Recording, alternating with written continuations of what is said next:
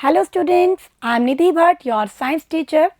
In previous video, we had discussed some exercise question answer of chapter 9 Heredity and Evolution. Today we will discuss some other question answer of this chapter. So let's start. Question number 8. Explain the importance of fossil in deciding evolutionary relationship. हमें fossils का क्या importance है evolutionary relationship को समझने में वो बताना है. ठीक है. तो स्टूडेंट्स, फॉसिल्स जो होते हैं वो जो भी ऑर्गेनिज्म पास्ट में थे जो अभी अलाइव नहीं है उनकी स्ट्रक्चर की हम उसमें स्टडी करते हैं और उनकी स्टडी से हमें पता लगता है कि किसी स्पीसीज़ के इवोल्यूशन से दूसरी स्पीसीज़ किस तरह से बनी होगी. ठीक है. ये आइडिया हमें किससे लगता है? फॉसिल्स से लगता है. तो देखेंगे student, fossils provide us evidence about the organism that lived long ago, such as the time period, वो किस टाइम पीरियड में थे ये पता लगता है हमें, their structure etc. Evolutionary development of the species और we can say line of their development, यानी वो किस तरह से धीरे धीरे एक स्पीसीज से वेरिएशन आकर के डेवलप हुई होगी नई सीरीज, इसका आइडिया हमें फॉसिल्स की स्टडी से लगता है. फॉर एग्जाम्पल हमने आर्कियोप्टेरिक का एग्जाम्पल देखा था. ठीक है, जिसमें हमने देखा था कुछ कैरेक्टर्स रेप्टाइल्स के भी थे, कुछ एवीज के भी थे. ठीक, ऐसे ही हमने डायनासोर के फॉसिल्स देखे.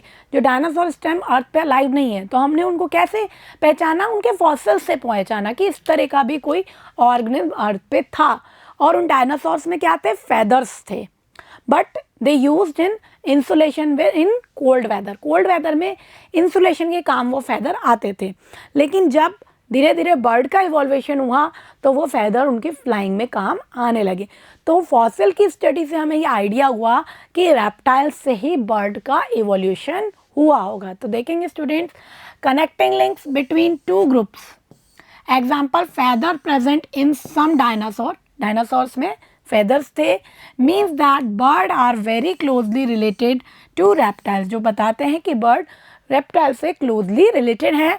Development of complex body design from simple body design, इसका आइडिया भी हमें किससे लगता है?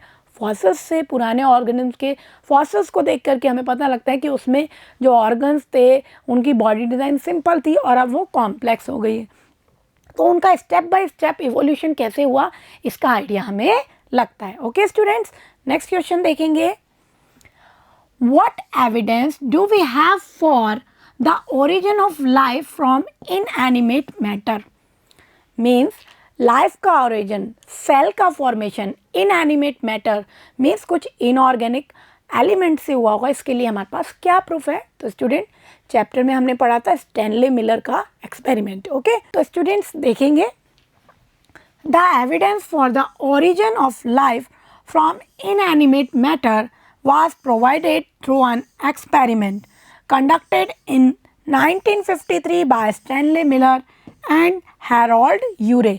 इन दोनों ने एक एक्सपेरिमेंट किया था, हैरोल्ड यूरे और स्टैनली मिलर ने, और इन्होंने कुछ ऐसी कंडीशंस बना के जो अर्ली अर्थ पे थी प्रूव किया कि कैसे इनऑर्गेनिक जो एलिमेंट्स हैं जो भी उस टाइम अर्थ पे प्रेजेंट थे या अदर जो भी गैसेस प्रेजेंट थी उस टाइम अर्थ पे, वो कैसे उस अर्ली अर्थ के एनवायरनमेंट में एक दूसरे से फ्यूज़ होकर के कंपाउंड्स का फॉर्मेशन कर रही हैं और वही कंपाउंड्स लिविंग सेल में प्रेजेंट हैं. ठीक है, तो उन्होंने क्या किया, जो गैसेस अर्ली अर्थ पे प्रेजेंट थी, मीथेन, अमोनिया, हाइड्रोजन सल्फाइड, उनको लेकर के एनवायरनमेंट क्रिएट किया ओवर वाटर और टेम्परेचर मेंटेन किया.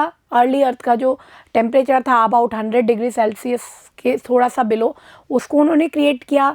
स्पार्क उसमें से पास कराया और क्या देखा कि वो जो इनएनिमेट मैटर है वो फ्यूज़ करके कंपाउंड बना रहा है. ठीक है, देखेंगे. In experiment they assembled an atmosphere containing molecules like ammonia, methane and hydrogen sulfide but no oxygen over water. Means in सभी एलिमेंट्स को लेकर के उन्होंने एक एनवायरनमेंट क्रिएट किया. ठीक है, this was similar to the atmosphere that thought to exist on early Earth. और ऐसा सोचा जाता है कि अर्ली अर्थ पे इसी तरह का एटमॉस्फेयर था. ठीक है, फिर उन्होंने इस तरह से अपना जो एक्सपेरिमेंट था उसका सेटअप बनाया.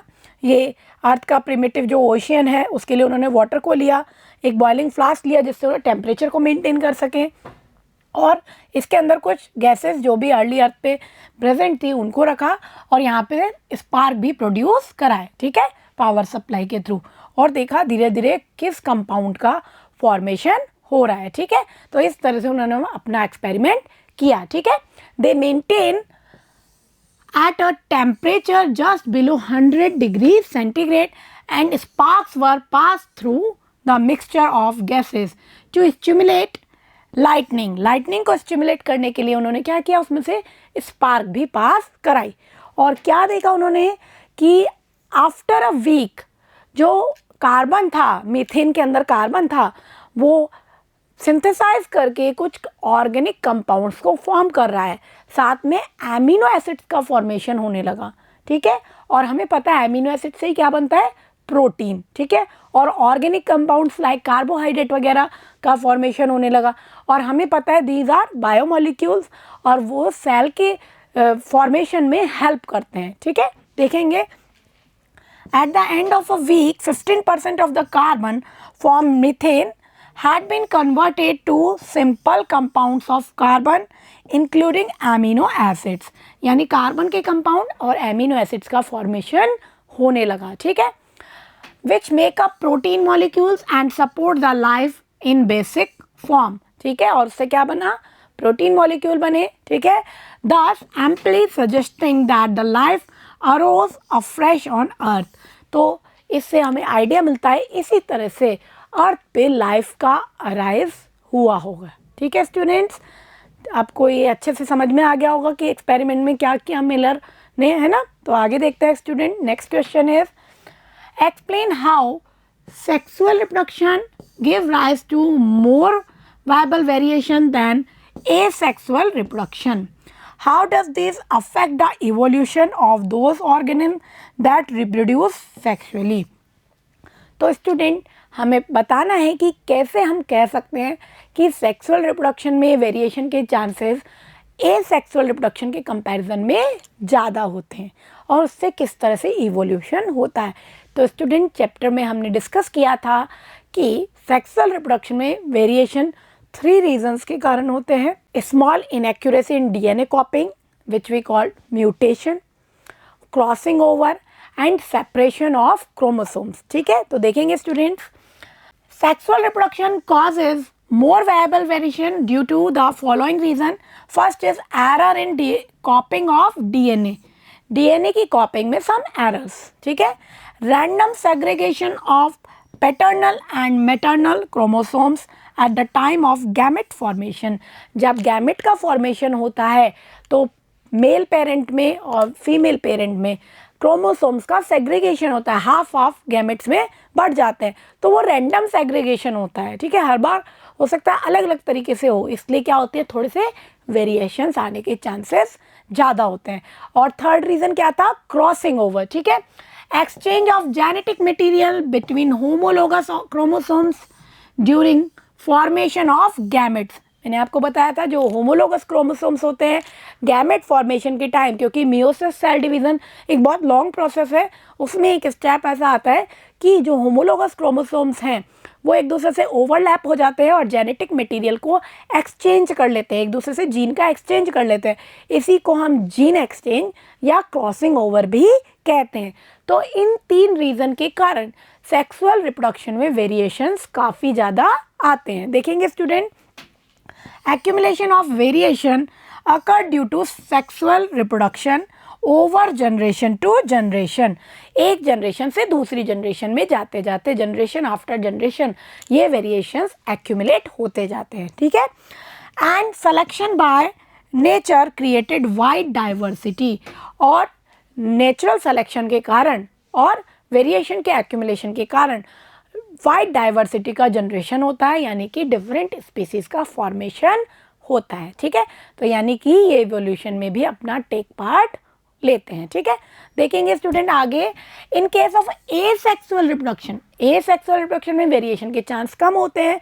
वो कब होते हैं, जब कुछ स्मॉल एरर्स आते हैं डीएनए कॉपिंग में जो कि बहुत ज़्यादा सिग्निफिकेंट नहीं है, ठीक है।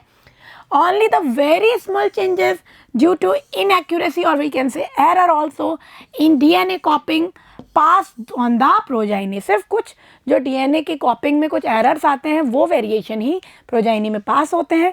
इसीलिए हमने ये भी पढ़ा था कि एसेक्सुअल रिप्रोडक्शन में जो प्रोजाइनी बनती है वो लगभग आइडेंटिकल होती है पेरेंट्स की, क्योंकि बहुत स्मॉल वेरिएशंस आते हैं. ठीक है.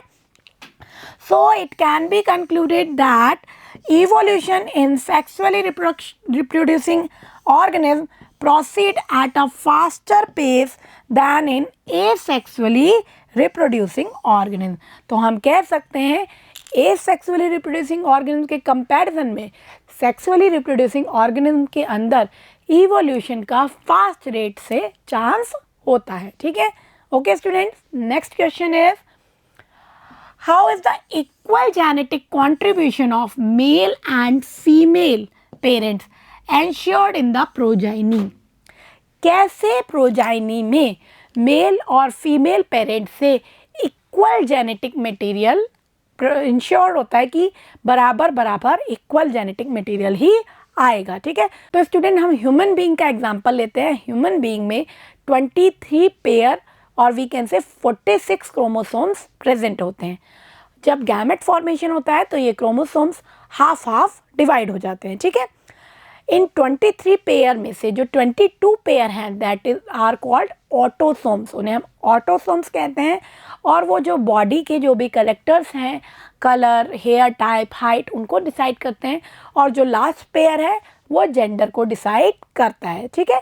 जिसे हम सेक्स क्रोमोसोम भी कहते हैं. तो देखेंगे student, in human being equal genetic contribution of male and female parent is ensured in the progeny through the inheritance of equal number of chromosomes. तो हमें पता है इक्वल जेनेटिक मटेरियल को इंश्योर करने के लिए जब प्रोजाइनी बनेगा तो मदर से और फादर से इक्वल नंबर ऑफ क्रोमोसोम्स आते हैं. तो क्या होगा, जेनेटिक मटेरियल का कंट्रीब्यूशन भी इक्वल ही होगा फ्रॉम बोथ पेरेंट्स. ठीक है. There are 23 pairs of chromosomes. Out of these 23 pairs, the first 22 pair are known as autosomes. जो first 22 pairs हैं उनको हम क्या कहते हैं, ऑटोसोम्स. और मैंने बताया वो जो बॉडी करेक्टर्स हैं, हाइट, कलर एटसेट्रा, उनको डिसाइड करते हैं. और जो लास्ट पेयर है जिसे हम सेक्स क्रोमोसोम कहते हैं वो जेंडर को डिसाइड करता है. फीमेल में ये XX होता है और मेल में ये XY होता है. ठीक है. So the remaining one pair is known as sex chromosome, in female XX and in male XY. अब क्या होगा, ड्यूरिंग गैमेट फॉर्मेशन ये हाफ हो गए. उसके बाद जब फर्टिलाइजेशन होगा तो एक मेल गैमेट और एक फीमेल गैमेट, दोनों से 23, मेल से 23 क्रोमोसोम, फीमेल से 23 क्रोमोसोम आएंगे और जाइगोट में क्या हो जाएंगे, टोटल 46 क्रोमोसोम हो जाएंगे. या हम ये भी कह सकते हैं जो हैप्लॉइड गैमेट है, क्योंकि हाफ क्रोमोसोम है मीन्स इट इज़ हैप्लॉइड. तो हैप्लॉइड मेल गैमेट फ्यूज़ होगा हैप्लॉइड फीमेल गैमेट से और फॉर्म करेगा डिप्लॉइड जायगोट. ठीक है.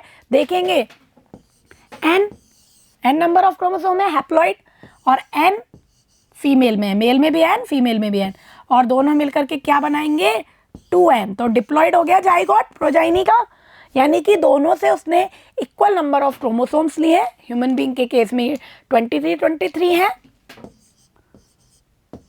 तो प्रोजाइनी में कितने हो गए, 46. तो उसने इक्वल क्रोमोसोम लिए मदर और फादर से. इसका मतलब जेनेटिक कंट्रीब्यूशन भी दोनों पेरेंट्स का कैसा होगा, इक्वल होगा. ओके. तो देखेंगे during the course of reproduction as fertilisation process take place, the male gamete haploid and fuses with female gamete जो कि क्या है, हैप्लॉइड, दोनों हैप्लॉइड है, resulting the formation of diploid zygote. और जो जाइगोट बनेगा वो कैसा है, diploid. The zygote in the progeny receive equal contribution of genetic material from the parents. तो इस तरह से हम प्रूव कर सकते हैं कि प्रोजाइनी में जो जाइगोट बना है उसने equal contribution, same number of chromosomes को एक्वायर किया है बोथ पेरेंट्स से. Okay students, next question is only variation that confer an advantage to an individual organism will survive in a population. Do you agree with the statement? Why or why not? हमें बताना है कि वही variation जो कि survival advantage देते हैं, individual को सर्वाइव करने में कोई ना कोई एडवांटेज देते हैं, वही क्या होंगे, आगे जा कर के प्रोसीड होंगे। तो देखेंगे स्टूडेंट, ये बिल्कुल सही बात है कि जो जो वेरिएशन एडवांटेज देते हैं वही स्पीसीज सर्वाइव कर पाती है, जैसे हमने बीटल के एग्जाम्पल में देखा था। तो देखेंगे student, we agree with the statement that only variation that confer an advantage to an individual organism will survive in a population. तो सिर्फ ऐसे वेरिएशन जो उस स्पीसीज को, उस ऑर्गेनिज्म को कोई एडवांटेज दें, वही पॉपुलेशन में सर्वाइव करेंगे, और कोई ऐसा डिसएडवांटेज वाला वेरिएशन आएगा तो वो स्पीसीज धीरे धीरे एलिमिनेट हो जाएगी। ठीक है, all the variation do not have equal chance of surviving, और सभी वेरिएशंस को इक्वल चांस ऑफ सर्वाइविंग नहीं मिलते हैं। And the environment in which they find themselves, किस पे डिपेंड करेगा, ये एनवायरमेंट पे डिपेंड करेगा। ठीक है, फॉर एग्जाम्पल हमने जैसे बैक्टीरिया का एग्जाम्पल लिया था कि किसी वाटर लेवल का जिसमें भी बैक्टीरिया प्रेजेंट थे, टेम्परेचर बहुत ज़्यादा इंक्रीज़ हो गया, तो कुछ स्पीसीज़ में, कुछ ऑर्गेनिज्म में ऐसा वेरिएशन आया कि वो टेम्परेचर के लिए रेजिस्टेंट हो गए। तो ऐसे जो वेरिएंट हैं वो उस हॉट क्लाइमेट में, उस हॉट वाटर में सर्वाइव कर पाएंगे। लेकिन अगर ऐसा वेरिएशन आया कि वो उस टेम्परेचर को रेजिस्ट नहीं कर पा रहे, तो वो स्पीसीज़ क्या होगी, अपने आप एलिमिनेट हो जाएगी। तो ये किस पे डिपेंड है, ऑल डिपेंड ऑन नेचर। ठीक है, the chance of surviving depend on the nature of variation. Variation किस तरह का है, ठीक है, उस पर डिपेंड करता है कि सर्वाइविंग होगी या नहीं होगी। ठीक है स्टूडेंट्स, तो इस तरह से हमने इस चैप्टर के सभी क्वेश्चंस को डिस्कस कर लिया है। आई होप आपको सभी क्वेश्चंस अच्छे से समझ आए होंगे। ठीक है, तो इस चैप्टर को अच्छे से रिवाइज करते रहेंगे। Thank you.